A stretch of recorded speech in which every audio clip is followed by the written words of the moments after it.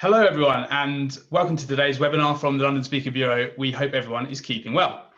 Today we are delighted and honoured to have Emma Crosby and Robert Hannigan with us. Emma Crosby is an experienced broadcast journalist specialising in business news. Emma presented Channel 5's flagship news programme for 5 years. Before 5 News, she co-anchored the popular breakfast show GMTV, and prior to that she spent 6 years as part of Sky News' presenting team. Robert Hannigan is a leading authority on cybersecurity, cyber conflict, and the application of technology in national security. Currently, Robert serves as chairman of Blue Voyant International, a global cybersecurity services firm. He is also a senior advisor to McKinsey & Co. and advises a number of international companies on cybersecurity. Prior to moving into the private sector, Robert served as director of GCHQ, the UK's largest intelligence and security agency. As a participant, you should see that there's the option at the bottom to ask questions using the Q&A function at the bottom of the screen. Please feel free to ask questions using that throughout the presentation. And with that, I will pass over to Emma and Robert. Thank you. Thank you, John. Thank you very much for that kind introduction, and a very warm welcome to everyone to this webinar on leadership in a cyber age, hosted of course by the London Speaker Bureau. Thanks to you guys. We appreciate all of you giving us your time this morning, and many of you are joining us from all over the world, so thank you so much for that. And Robert, hi there, and a very big thank you to you as well for giving up your valuable time to talk about an issue that really is so pertinent, isn't it? The issue of leadership and cybersecurity at a testing time. Just quickly, wanted to let you know that we're going to talk for about 30 minutes. I have some questions that I'd like to ask Robert, but then I would really like to get your involvement as well. There's the opportunity for you to send me a question at any time for that next 30 minutes. In about 15 minutes or so, we'll open it up and I shall start to bring in your questions to my chat with Robert. So here goes. Robert, hi there. Great to see you, and thanks so much for coming on board.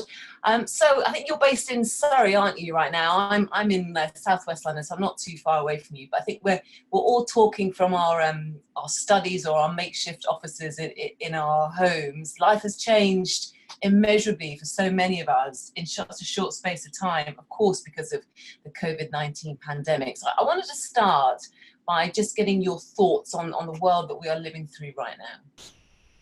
Well, hi, Emma, very good to see you. And in fact, I just dropped out there, the joys of home working. So I missed a few seconds, but good to be here, and good morning, afternoon, evening to those in different time zones.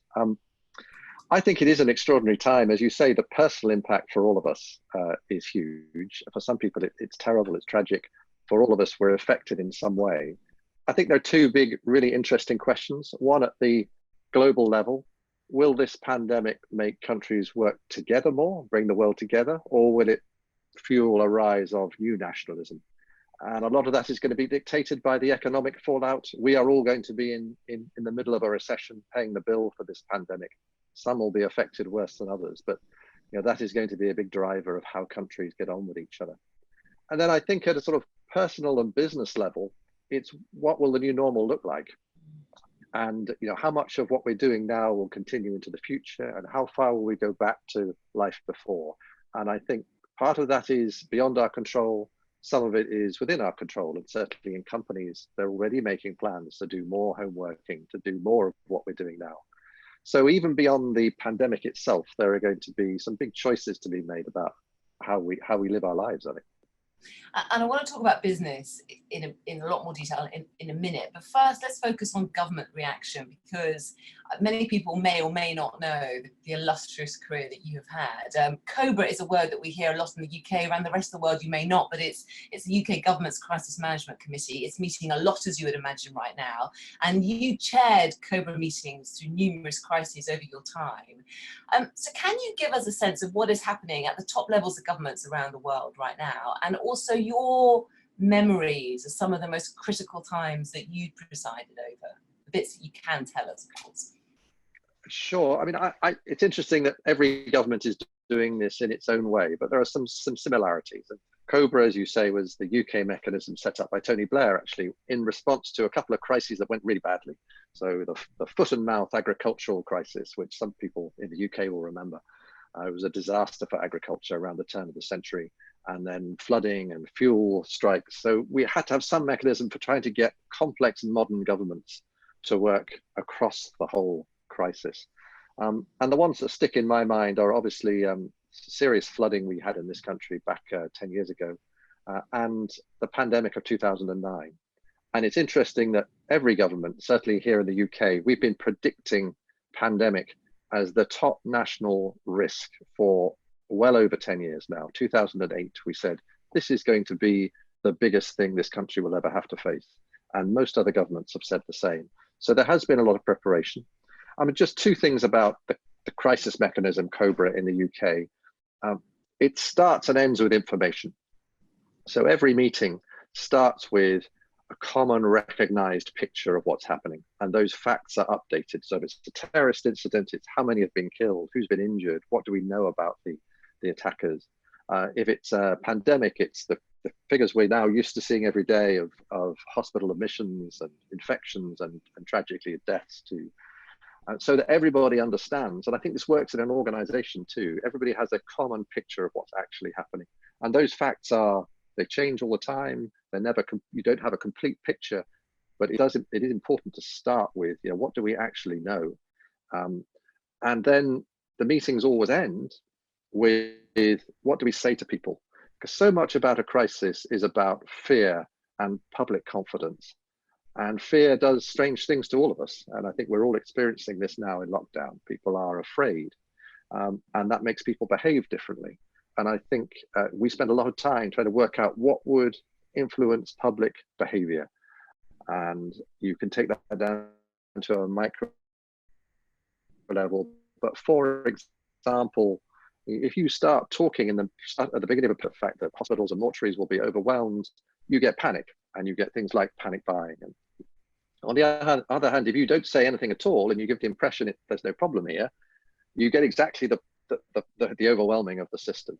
So calibrating those messages is really, really hard, and a lot comes down to how you work with the media, and these days social media, which wasn't such an issue when I was chairing Cobra, but it is now a very fast way which could work in both directions. And as I said, it's not an exact science. It's never happened in our time, in modern times. But given all the planning and the threat of a pandemic coming our way, are you surprised by the enormity of the extent of the fallout, the economy effectively being shut down? Was that something that would have been predicted?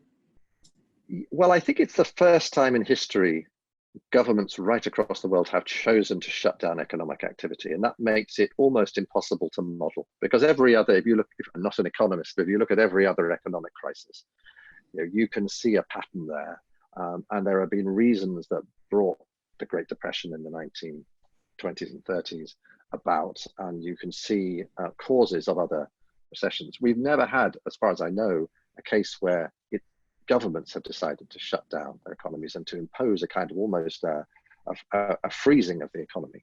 And so we don't quite know what will happen when they unfreeze it. And we know that some of those companies won't survive, but others may bounce back quickly. And I think that's the great unknown, is how quickly will the recovery take place?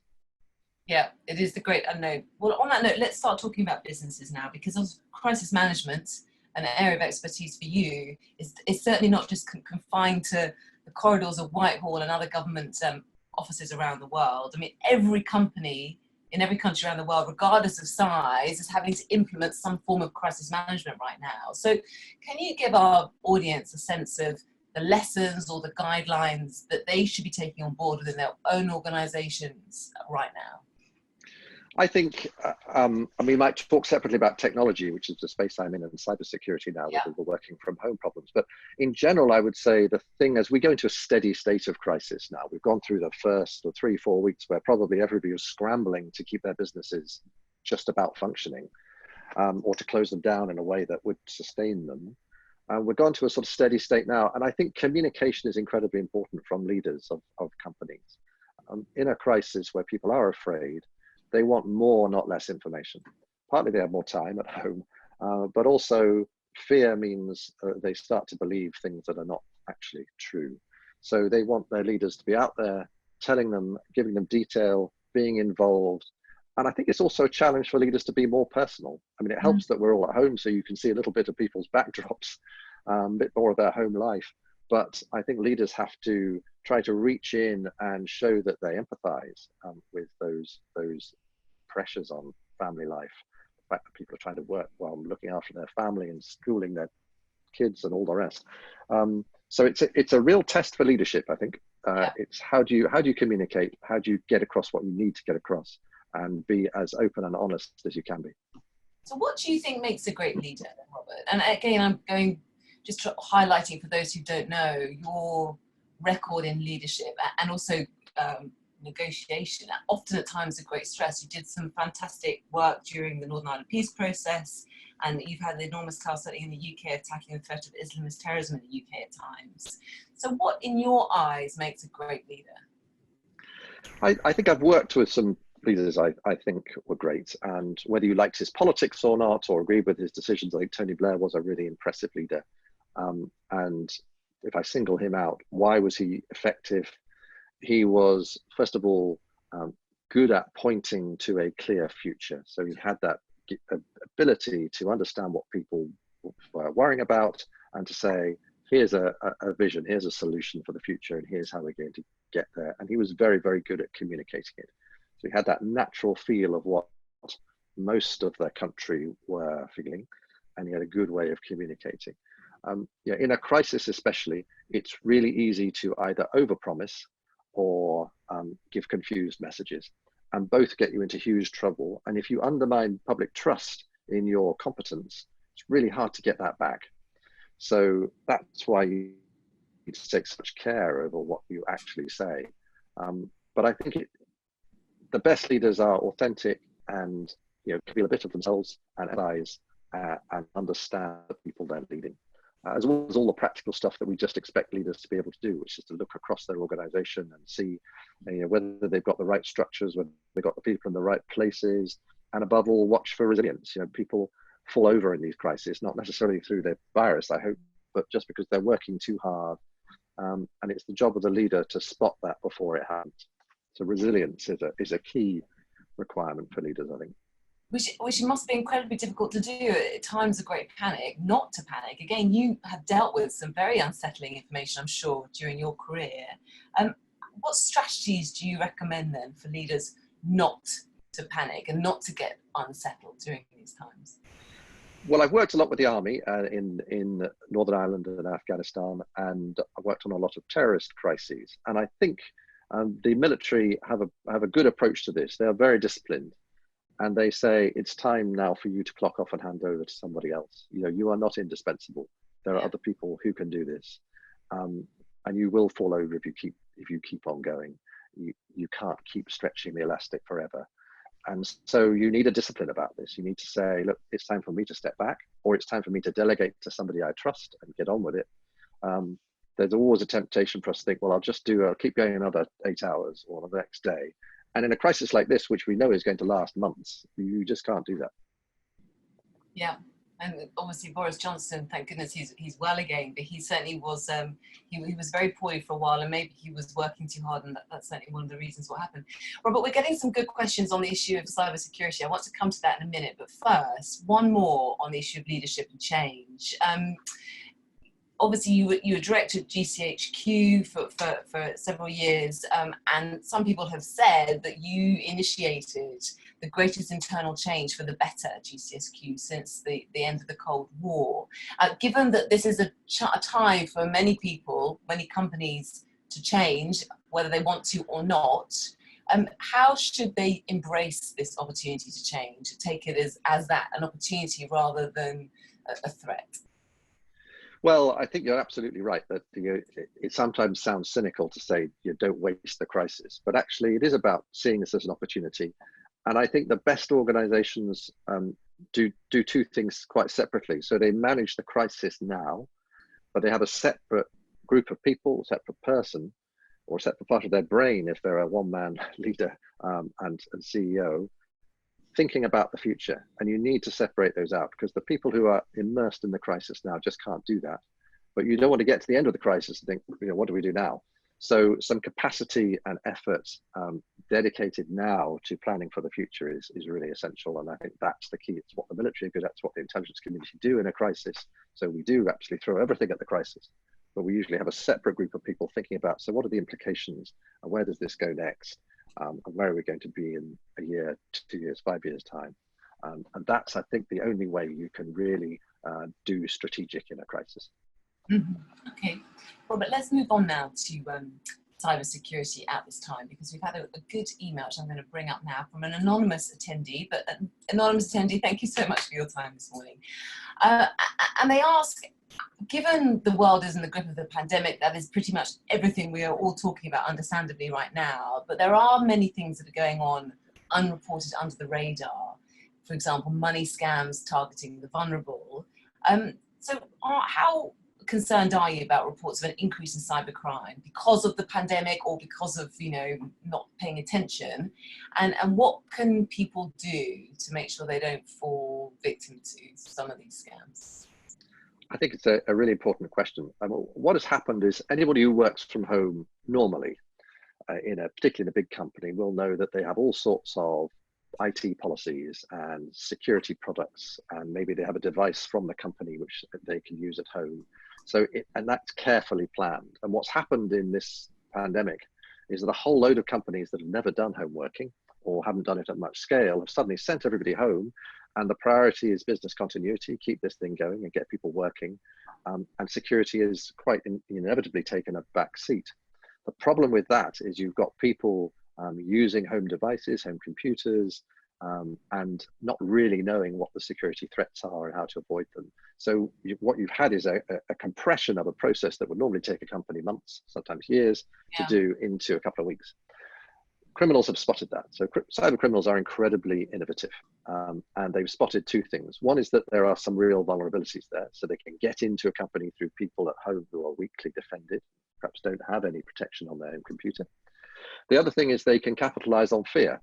So we have seen a spike in fraud dressed up as COVID communications. So things like those spear phishing emails you get that look like they're from a charity to do with COVID, or public health authority to do with COVID, or business help. So they direct you maybe to a website which says, here's the government help on COVID, please put in your credentials and we'll send you a grant. And they look very convincing. You know, these are not easy fakes. So they look like government websites or bank websites. And they harvest people's credentials. Once they've got your credentials, they can start to defraud you. And so we have seen an uptick of that in a big way. The government view is, National Cybersecurity Centre, is that the overall volume of cybercrime hasn't really changed. It's just more directed now at COVID-related fears and home working vulnerabilities. Everything from the way you're connected to your company, your own computer, and the way you do video conferencing, for example. There's been a lot of publicity about the vulnerabilities, the weaknesses in some video conferencing. So criminals are doing what they've always done. They just adapt to the circumstances. And they're also, of course, attacking the health sector. Yeah. Another interesting question is from Andrew Schumer. Andrew, thanks so much for joining us this morning. He asks, as we are now more reliant on sharing information to be connected and social, has the balance between security, privacy, and pragmatism shifted? And if so, how? And that's an interesting question, isn't it? Because again, in the UK, we're talking about, you know, technology apps to help, certainly with COVID, and they will be centralised. I don't know if you can hear me, Emma, but... Can you hear me, Robert? Sorry, I missed that question. If you could okay, no problem. Condensed version. The joys of technology. Let me send it to you again. So this is a question from Andrew Schumer, who says, are we now more reliant on sharing, as we are now more reliant on sharing information to be connected and social? Do you think the balance between security, privacy, and pragmatism has shifted? And if so, how? Interesting question on the issue of ethics when it comes to privacy and data hosting, data sharing. Yes, and sorry to miss it first time, Andrew. It's a great question, and it's really interesting. We're interested to watch the whole approach to risk by companies in the future, and this balance between usability and security. It was entirely natural when everybody got sent home very quickly to make business continuity the priority. There'll now be a scramble, I think, to try to fit security onto that. It's not that difficult to do. There are plenty of companies doing it. but also there's great advice. I think one of the earlier questions was, what do we do to secure our home working? Well, there's some fantastic free advice from the National Cybersecurity Centre on how to do that. And companies are beginning to get their heads around that. Now we're in a steady state. So there are simple things you can do that don't cost a lot of money. For bigger companies, they will have to spend a bit, but it's money well spent. So I hope the balance will shift a bit, but at the same time, we shouldn't panic. We need to work from home. If I look at video conferencing, and I even think of my own family, I've been able to video conference with my 86-year-old parents. They've used it for the first time. The benefits of that far outweigh the risks of somebody intruding in that video conference. And because frankly, we're not doing our bank details. The benefits for us as well, Robert, is we get a sneak peek into the study of a higher level intelligence agent. I thought you might live like James Bond, but there you Yes, I thought about abseil down the wall, wear a balaclava or something. Exactly. But I tell you what, there is an interesting question on the back of that, because someone has asked, what is the flag on the wall behind you there? And we were having a little chat about this before we went live with this webinar, and of course that is a nod to your time at GCHQ and the incredible relationship that I know GCHQ has with the National Security Agency in the States. It brings up a great question about international relations. How are they right now? Where are the weak spots and where are the strengths, particularly when it comes to fighting cybersecurity? Well, actually, on cybersecurity, relations are very good between friendly nations. So there's a lot of sharing. As you say, the US and the UK, since the Second World War, Bletchley Park code-breaking centre is the heart of this. And we've worked incredibly closely ever since, and we still do on cybersecurity. We work very closely with our European partners, particularly big countries like France and Germany, and the rest of the so-called Five Eyes, intelligence nations of Canada and Australia, New Zealand. So there is great cooperation at the security and cyber level, and I'm not worried about that. I think it's getting better every day because everybody realizes that there are no borders in cyberspace. It doesn't. Cyber criminals and hostile states don't respect national borders. So you have to work together, and industry has to be a big part of that because actually it's the economy that's being attacked usually. And then the short answer to your question is that US and UK flags. So when I retired, the Americans have a tradition of taking the flag down that's flying outside their building and wrapping it up and giving it to you as a retirement present, which is a really nice tradition. We don't really do it in the UK much, but that's what it is. What about China, Robert? That is a country that I know you've clearly have a lot of expertise over. You've been quoted talking about it many times. Somebody asks, actually Trish Lynch, Trish, thank you very much for talking to us. Trish says, China has cyber police who monitor the online activity of its 1.3 billion citizens. Can we take from this that China doesn't have a problem when it comes to cybersecurity? That's a really interesting question, Trish. I mean, I think on the big picture, you're right. China spends a huge amount of its effort on monitoring its own people. It's a communist dictatorship. That's what it does. So most of its security is internally focused. It's also pretty aggressive in cyber activity outside of China. It is, over the last 10 years, been gathering through criminal groups and associated sophisticated cyber groups, intellectual property, including from universities. And you may have seen some headlines a couple of days ago with the US and UK governments together warning that China and Russia and Iran were targeting universities who were developing vaccines and targeting the healthcare sector. So this isn't new, but it's from COVID in a new way. It doesn't actually follow that they don't have an internal cyber problem at all. They do have some, but first of all, our visibility of it isn't great. And secondly, they have essentially a separate internet in China, as you probably know, the so-called Great Firewall of China. So they have an ecosystem of their own, in which there is certainly some cyber activity and cyber attacks, but it's of a different nature, and it's not international as what we're experiencing in very open economies. And do you believe that China should be brought into the fold? And what about the future relations between, US, as at the Five Eyes, and China in terms of cyber security and cybercrime? I think it's very difficult because for 40, 50 years since China opened up in the 70s, we have hoped that we could bring them into a rules-based international system. That's been our Western approach to this. And there's no way that we can completely cut off and ignore China. They are the engine of particularly IT in the world. At the same time, they have taken a step backwards under President Xi. They've been much more overtly aggressive. I think many people would argue they've broken a lot of the economic agreements they've made to be part of this rules-based system. And they have behaved badly in this pandemic. There's no question that the nature of a communist regime is to hold information, suppress it, suppress whistleblowers, do everything possible to pretend there's no problem. And I'm afraid that we've all paid a high price for that. Though a pandemic, of course, can come from any country. It's not exclusive to China. And I think what I think most of us in the West want to do is avoid a major confrontation between East and West and find some way of accommodating. And I think that will mean a united Western approach to getting China to follow the rules if they want to be part of our international rules-based system, which they can hugely contribute to. It's the dominant problem of the next 50 years, frankly, and I don't have a magic solution. I think we haven't got a single Western approach at the moment, and I hope we will develop one in the next few years.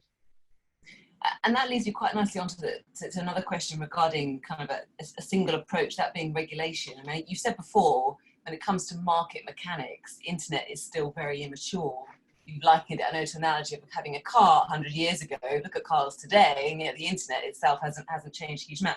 So with the advent of 5G pretty much around the corner, what do you think needs to happen when it in the issue of regulation? Well, I've had the privilege of meeting some of the inventors of the internet over the years, and those who developed the World Wide Web on top of it. So people like Tim Berners-Lee, and I think it is true that none of them really thought, they're brilliant engineers. They didn't really think about what people might do to misuse this. It's built with security in mind. It is quite resilient. It survives people cutting through cables accidentally, which happens all the time, and traffic finds different routes. So there are lots of great things about the way the internet was constructed, but security wasn't top of mind, and bad actors weren't top of mind. So what we need to do now, we are doing, most governments are doing, is try to build for the future so that we don't make the same mistakes. So we build in security. And an obvious example, which the UK and other governments have done, is to look at what kind of regulation do we need about Internet of Things devices. So all these billions, literally billions of devices that are going to be connected to the internet, your smart fridge or your smart TV or your smart anything, your car, for example, they are all mini computers. They're little processors, and many of them are manufactured on cost, a few dollars for a processor. They therefore don't have any security built into them. And that is we are magnifying the problem if we don't do something about that. So most governments are looking at regulations, say there must be a minimum standard of security. Unfortunately, we haven't got international agreement on this yet, and different countries are doing different things, but everybody now realizes that we have to design in security. It's much cheaper, it's much more effective, and we can start to put right the problems of the past. And that's the big picture. In the meantime, we all just need to get more aware of cybersecurity and do the basic things to secure ourselves, which are all out there, free advice on, again, government websites, what you can do to secure yourself. And you can avoid 80 or 90% of attacks by doing that.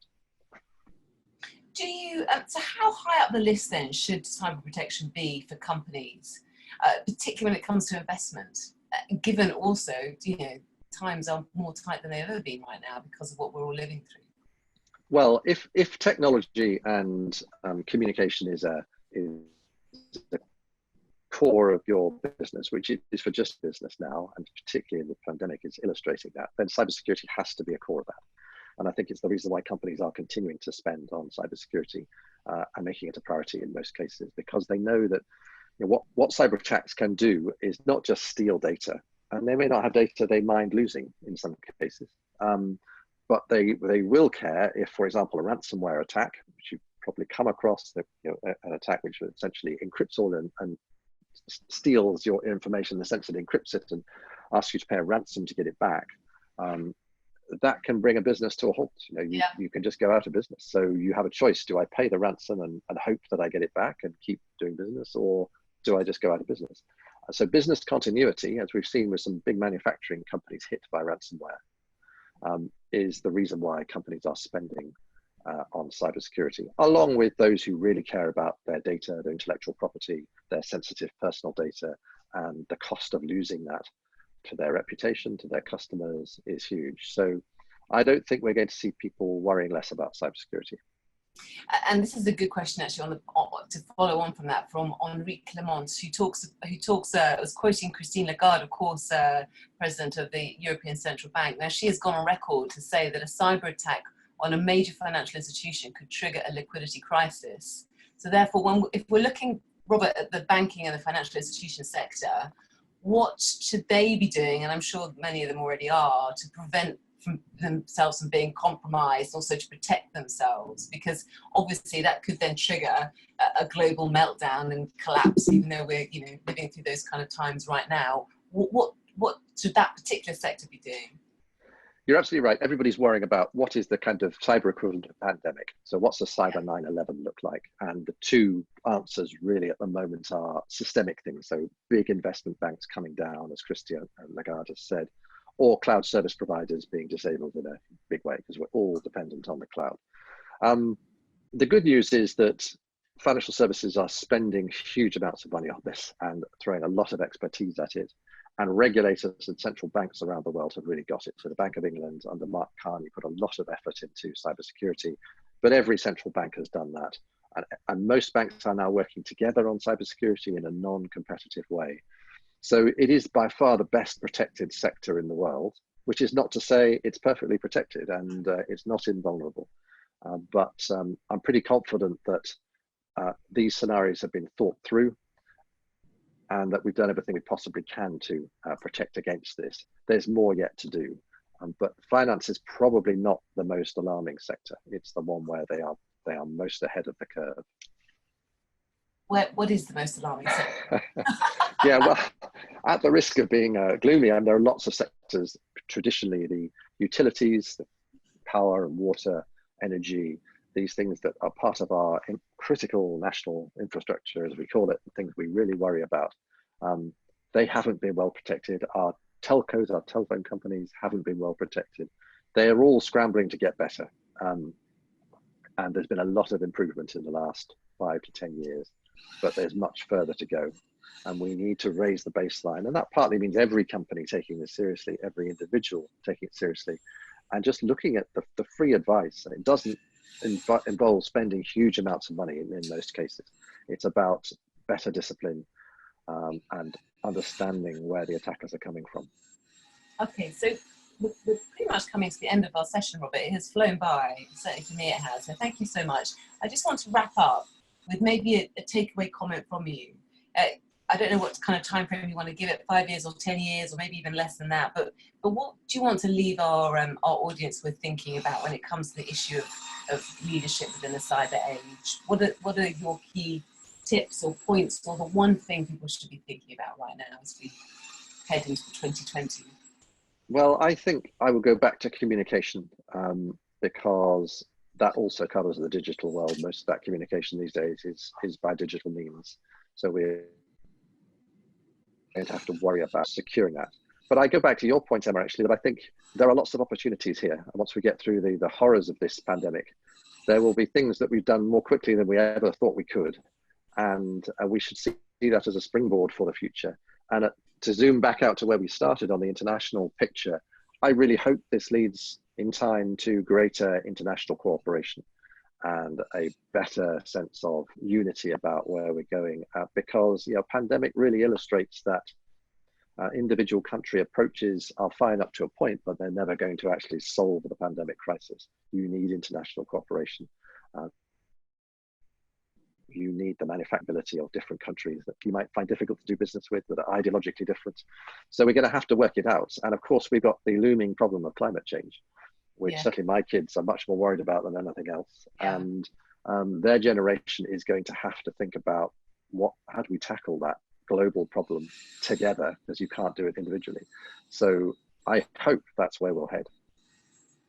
You're going to be a man in great demand, because it's an area of such interest, but also such kind of pertinence, isn't it, right now? And Robert, we have got lots of questions I haven't had a chance to get to. So I'm pretty sure that through John, if you have a question you'd like to give or send to Robert, I'm sure, Robert, you'd be happy to answer via email or something with you.